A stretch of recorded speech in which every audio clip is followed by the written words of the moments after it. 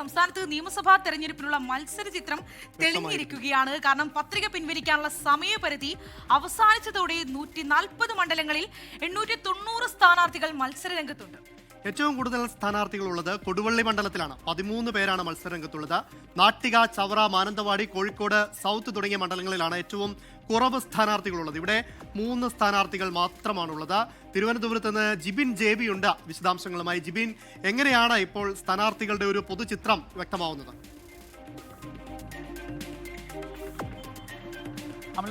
നിധി, ഈ തിരഞ്ഞെടുപ്പ് പ്രഖ്യാപിച്ചതിന് ശേഷം നാമനിർദ്ദേശ പത്രിക സമർപ്പണം, അതിനുശേഷം സൂക്ഷ്മ പരിശോധന, അതിനുശേഷം ഇന്നായിരുന്നു നാമനിർദ്ദേശ പത്രിക പിൻവലിക്കാനുള്ള അവസാന തീയതി. ഇതിനുശേഷമാണ് ഇപ്പോൾ തിരഞ്ഞെടുപ്പിൽ സ്ഥാനാർത്ഥികളുടെ ഒരു അന്തിമ ചിത്രം വ്യക്തമായിരിക്കുന്നത്. നിലവിൽ മത്സര രംഗത്തുള്ളത് 890 സ്ഥാനാർത്ഥികൾ, അതായത് 140 നിയമസഭാ മണ്ഡലങ്ങളിലായി 890 സ്ഥാനാർത്ഥികളാണ് നിലവിലുള്ളത്.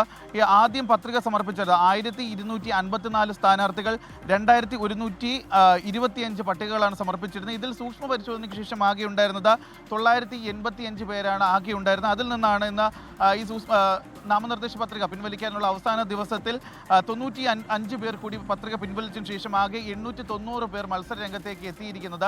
2021 നിയമസഭാ തെരഞ്ഞെടുപ്പുമായി താരതമ്യം ചെയ്ത് നോക്കുമ്പോൾ 67 സ്ഥാനാർത്ഥികളുടെ കുറവാണ് ഇത്തവണത്തെ നിയമസഭാ തെരഞ്ഞെടുപ്പിലുള്ളത്. മറ്റൊന്ന് കാര്യമെന്ന് പറയുന്നത്, നേരത്തെ പറഞ്ഞതുപോലെ ഏറ്റവും അധികം സ്ഥാനാർത്ഥികൾ മത്സര രംഗത്തുള്ളത് കൊടുവള്ളിയിലാണ്. അവിടെ 13 സ്ഥാനാർത്ഥികളാണ് ഇപ്പോൾ നിയമസഭാ തെരഞ്ഞെടുപ്പിലുള്ളത്. മറ്റൊരു കാര്യം, ഇന്ന് ഈ അവസാന ദിവസമായിരുന്നു നാമനിർദ്ദേശ പത്രിക പിൻവലിക്കുന്നതിനുള്ള പലയിടങ്ങളിലും അപര സ്ഥാനാർത്ഥികൾ പത്രിക പിൻവലിച്ചതും ചർച്ച ചെയ്തിട്ടുണ്ട്. അതായത് ഏറ്റവും അധികം തലവേദന ഈ സ്ഥാനാർത്ഥികൾക്ക് വരുന്നത് അപര സ്ഥാനാർത്ഥികളാണ്, പേരുകൊണ്ട് സാദൃശ്യം വരുന്നവർ.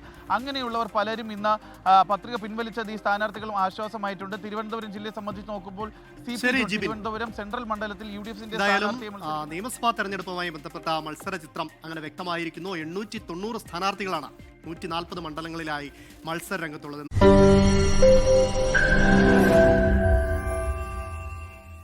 ലോകത്തെവിടെയായാലും ഏത് സമയത്തും 24 വാർത്തകളും ഓഗ്മെന്റഡ് റിയാലിറ്റി പാക്കേജുകളും എക്സ്പ്ലെയിനറുകളും വിശദമായി കാണാൻ ഞങ്ങളുടെ YouTube ചാനൽ നിങ്ങൾക്ക് സബ്സ്ക്രൈബ് ചെയ്യാം.